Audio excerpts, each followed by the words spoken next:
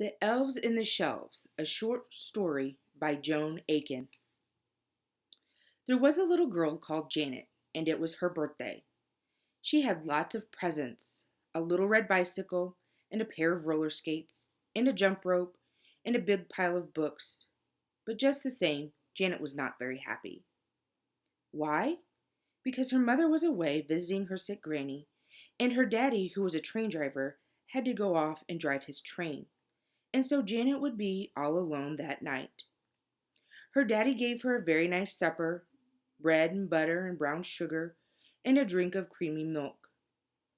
Then he tucked her up in bed and said, "Shut your eyes and go to sleep, and in no time at all it will be tomorrow, and I shall be home for breakfast." Off he went to drive his train. Janet shut her eyes, but then she opened them again. She did not like being alone. "Oh," sighed Janet, "I wish I had someone to talk to." Then she heard a strange noise. What could it be? Pitter patter, tip tap, scuffle scuffle, rattle rattle, pitter patter. Janet listened. The noise came from the next room. There it is again.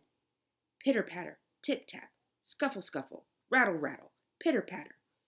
Janet jumped out of bed and tiptoed to the next room. What do you think she saw? All her books were opening, and all the creatures in them were coming out. There was a book about elves, and all the elves were running out of the book and playing leapfrog and climbing up onto the china closet. There was a book about mermaids, and all the mermaids were swimming out and diving into the bath. There was a book about penguins, and all the penguins were waddling out and climbing up into the icebox. There was a book about seals, and all the seals were flapping out and pulling each other up into the sink. So when Janet looked, she saw elves in the shelves, mermaids in the bathtub, penguins in the icebox, rabbits in the coal bin, peacocks on the table, and seals in the sink. Wasn't that a funny sight? Enough to make you blink. "Who are all of you?" said Janet, "and what are you doing here?" "We have come to play with you, so you shan't be alone." Janet had never had so many playmates before. She should Who should she play with first? The elves in the shelves? They were playing football with a marble. Or the mermaids in the bathtub? They were floating on Janet's sponge for a raft. Or the penguins in the icebox? They were sliding on a slippery bit of ice. Or the rabbits in the coal bin? They were playing hunt the thimble. Or the peacocks on the table? They were playing patience. Or the seals in the sink? They were playing splashing. First Janet played with the elves, then with the mermaids, then with the penguins, then with the rabbits, then with the peacocks, then with the seals. Then she heard a voice behind her. It said, "Nobody wants to play with me." Janet looked around. There stood a tiger in front of the fire. He had come out of the very bottom book of all. He was big, and he was long whiskers, and a long, long tail, and he had black and yellow stripes all over. "Tickle my tail," he said, "and I will chase you." "We don't like to be chased," cried the elves. "You're too rough." But he chased the elves along the shelves. "We don't like to be chased," cried the mermaids, but Tiger chased them out of the bathtub. "We don't want to be chased," cried the penguins, but Tiger chased them out of the icebox. "We don't want to be chased," squeaked the rabbits, but Tiger chased them out of the coal bin. "We don't want to be chased," barked the seals, but Tiger chased them out of the sink. "We don't want to be chased," screamed the peacocks, but Tiger chased them off the table. Everyone was cross, and some of the elves were crying. "Tiger," said Janet, "you are too rough. You must play more gently." "Tell him to go back in his book," everybody cried. So Janet picked up the book and said, "Bad boy, bad Tiger, go back inside." The tiger looked sad. "I only want to run," he said, "for I can run faster than the wind, faster than the weather, faster than the fastest clouds that cross the sky together." "Please," Tiger said to Janet, "can I go for a run outside? After that I will be quiet and good and not chase the others." "I had better come too," Janet said, "to keep an eye on you." "Then jump on my back and tickle my tail." So Janet jumped on his back and tickled his tail, and he ran out the door and down the stairs and along the street and across the park fast, faster, fastest of all.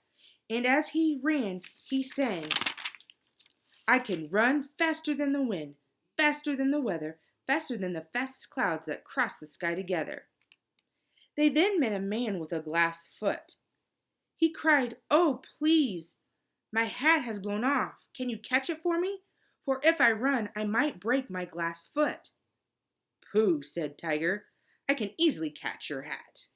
And he went chasing across the park, and they caught the hat and gave it back to the man with the glass foot, and he was very pleased. Then they saw a woman who called, Please, can you help me? I belong in tomorrow, but I got left behind. Can you catch up with tomorrow for me?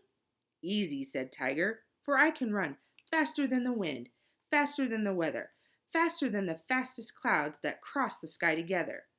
Jump on my back behind Janet and tickle my tail. So the woman jumped on his back and she tickled his tail. And he went chasing over the country and easily caught up with tomorrow and put the woman back where she belonged. Thank you, she called. I'll send you a postcard from tomorrow.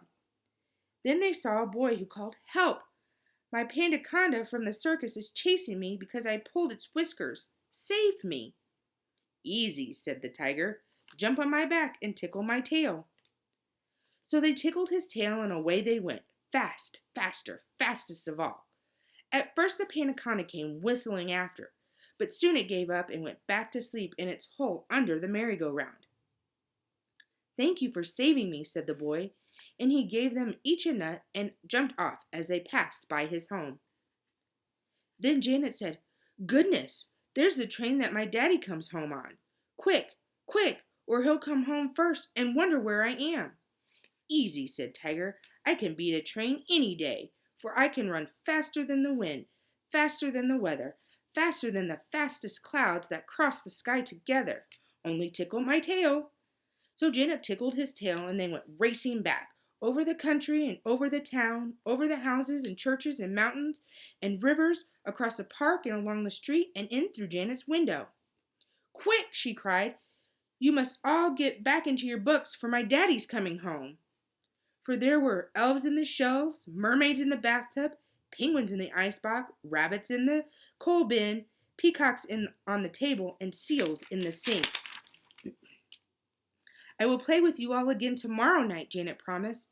She pushed all of them into their books. Tiger was the hardest to push because he was so big. And then she ran next door and jumped into the bed and shut her eyes tight. Next thing, she was asleep. And next thing, she woke up again. And there was her daddy making breakfast. After breakfast, Janet went and looked at her books, but they were quite quiet and still. If it hadn't been for just the smallest footprint on a shelf, just the littlest gold scale in the bathtub, just the tiniest feather in the icebox, and one tiger's whisker on the rug, you would never have guessed that there had been elves in the shelves, mermaids in the bathtub, penguins in the icebox, rabbits in the coal bin, peacocks on the table, seals in the sink, and a big stripy tiger sitting in front of the fire.